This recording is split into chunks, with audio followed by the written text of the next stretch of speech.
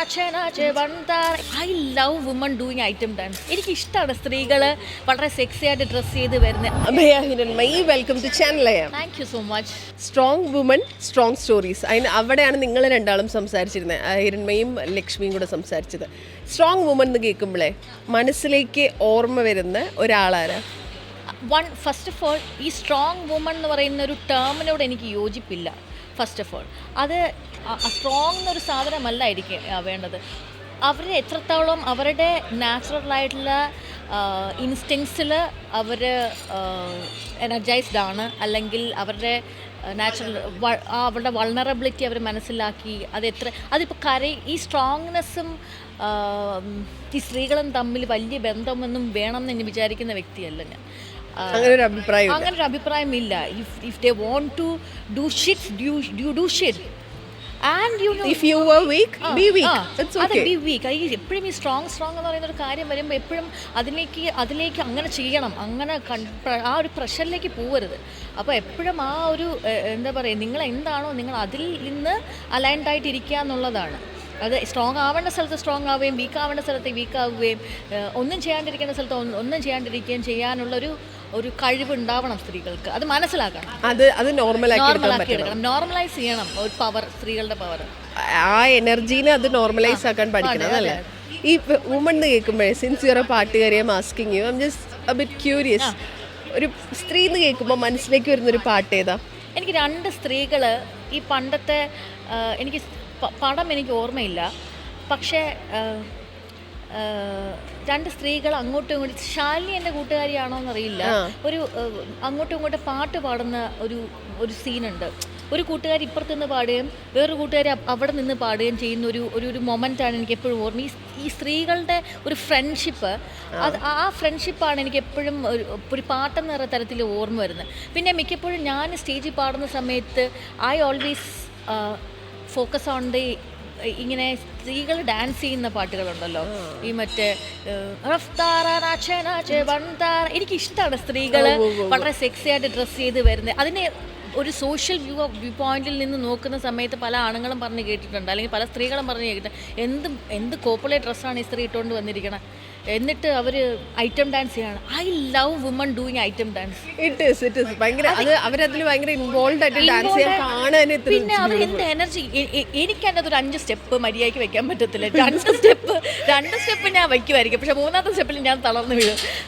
പക്ഷെ അവരെന്ത് ഭംഗിയാണ് അത് കാണാൻ. So I love woman who are dancing, I love woman who are singing.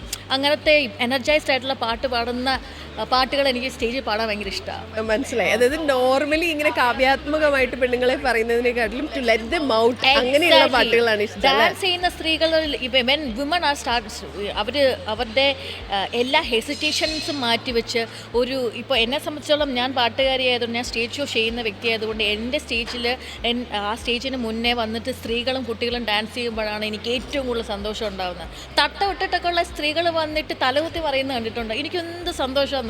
I am so happy they are letting it out.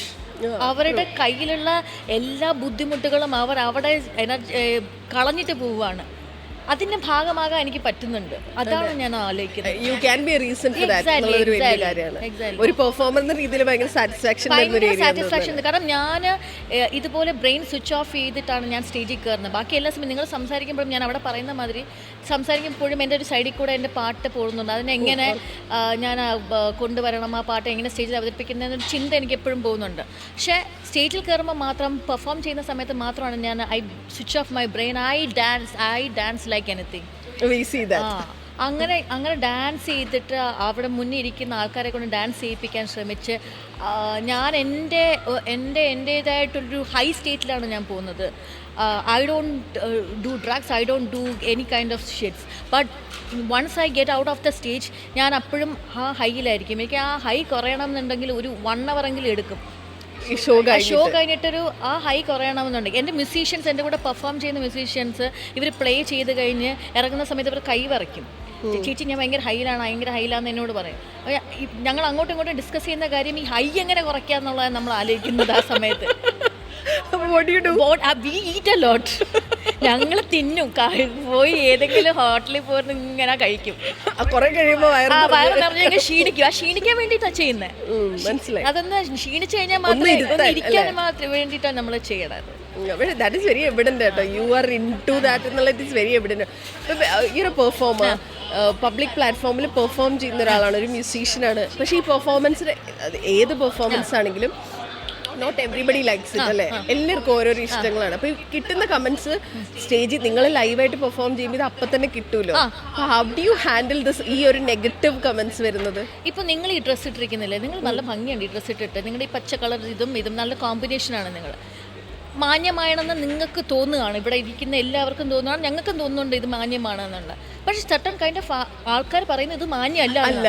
അപ്പോൾ എന്ത് ചെയ്താലും നെഗറ്റീവാണ്. അപ്പോൾ വൈ കാൺട്ട് യു ഡു നിങ്ങളുടേതായിട്ടുള്ള സാധനം എന്തായാലും നെഗറ്റീവ് കിട്ടും. പക്ഷെ ഞാൻ അവിടെ ചെയ്യുന്നത് നെഗറ്റീവ് കിട്ടും എന്ന് വിചാരിച്ചിട്ടല്ല. I am like this on stage. ഞാൻ ഇങ്ങനെയാണ് പെർഫോം. നിങ്ങൾ ഇനി എത്ര സ്റ്റേജിൽ നിങ്ങൾ എന്നെ കൊണ്ടിടൂ, ഞാൻ ഇങ്ങനെ പെർഫോം ചെയ്യും. This is the way I am going to do എന്നുള്ളതാണ്. അപ്പോൾ അങ്ങനെ ഒരു ബോധത്തിലാണെന്നുണ്ടെങ്കിൽ ആൾക്കാർ പറയുന്ന നെഗറ്റീവ് കമന്റ്സിനെ കുറിച്ച് ബോധം ചെയ്യേണ്ട ആവശ്യമില്ല. I don't even listen to it.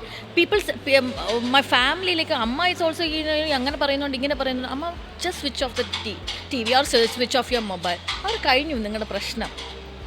എന്നാൽ അമ്മ അടുത്ത പ്രാവശ്യം സ്റ്റേജിൽ കയറുമ്പോൾ ഡാൻസ് കളിക്കാതെ എങ്ങാനും ഇരിക്കുന്നത്, മക്കളെന്താ ഡാൻസ് കളിക്കാത്തെന്ന് ചോദിക്കാറുണ്ട്. അപ്പോൾ because she is my mother, she knows me. നാട്ടുകാർക്ക് അത് അങ്ങനെ അറിയണമെന്ന് ആവശ്യമില്ലല്ലോ, നിർബന്ധമില്ല. ട്രൂ.